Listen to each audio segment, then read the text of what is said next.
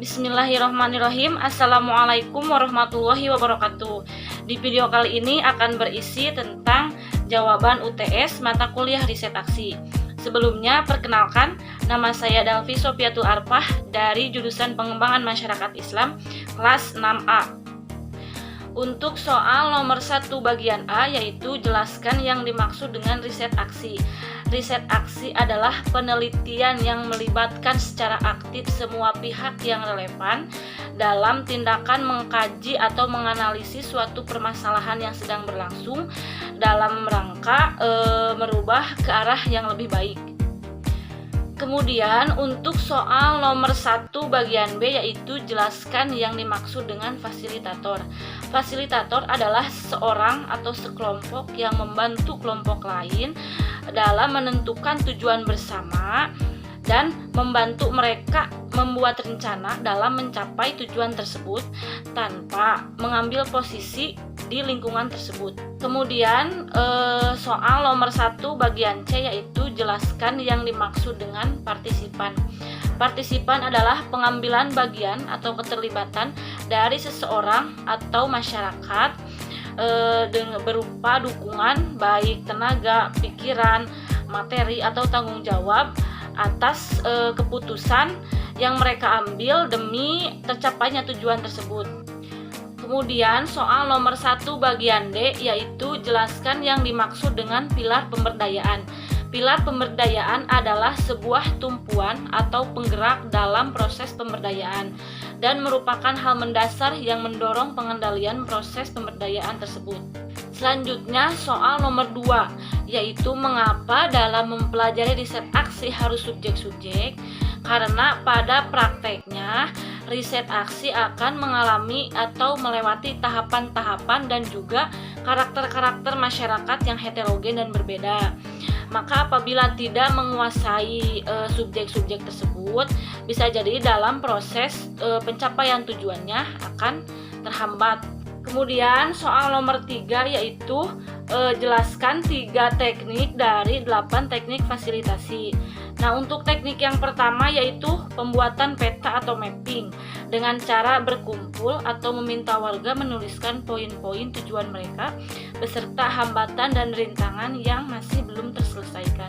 Kemudian teknik yang kedua yaitu perjalanan eksploratif, yaitu dengan cara menelusuri daerah atau wilayah dibarengi oleh tokoh masyarakat atau perwakilan masyarakat.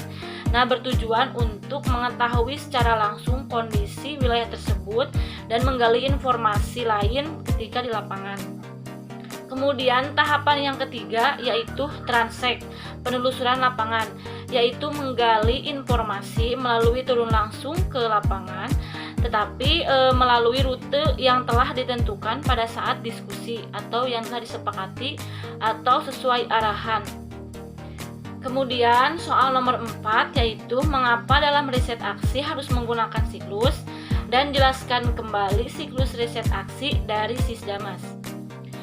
Jawabannya, karena segala sesuatu harus dilakukan step by step dengan bertahap dari mulai perencanaan hingga pelaksanaan. Apalagi ini dalam hal pemberdayaan memerlukan perencanaan yang maksimal dan tahapan demi tahapannya pun harus tepat dan menunjang ke rencana selanjutnya.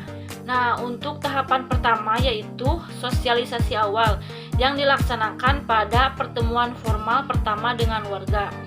Kemudian kegiatan rembuk warga, yaitu musyawarah menyepakati atau menentukan program apa atau kegiatan apa yang akan dilaksanakan bersama warga, yang di dalamnya berisi refleksi sosial, yaitu masyarakat harus sadar dan bercermin tentang kondisi dirinya. Selain itu, untuk menumbuhkan kesadaran kritis masyarakat terhadap akar permasalahan atau akar penyebab masalah yang tengah dihadapi atau yang belum terselesaikan. Kemudian tahap nomor 2 yaitu pemetaan sosial dan organisasi masyarakat. Pemetaan sosial adalah proses penggambaran masyarakat secara sistematis dan pengumpulan data yang meliputi masalah, potensi dan kebutuhan masyarakat itu sendiri. Kemudian di sini diperlukan kerjasama dari organisasi masyarakat sebagai penggerak dan pendorong dalam keberlanjutan program tersebut.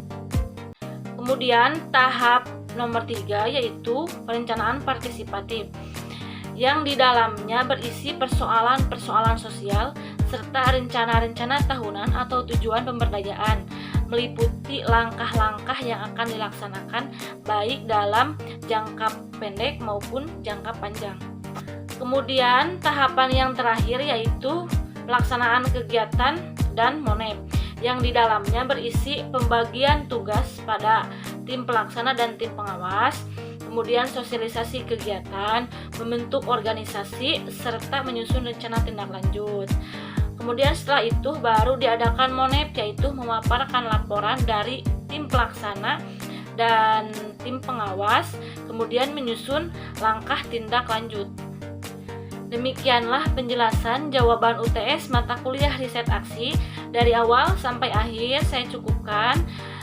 Terima kasih. Wassalamualaikum warahmatullahi wabarakatuh.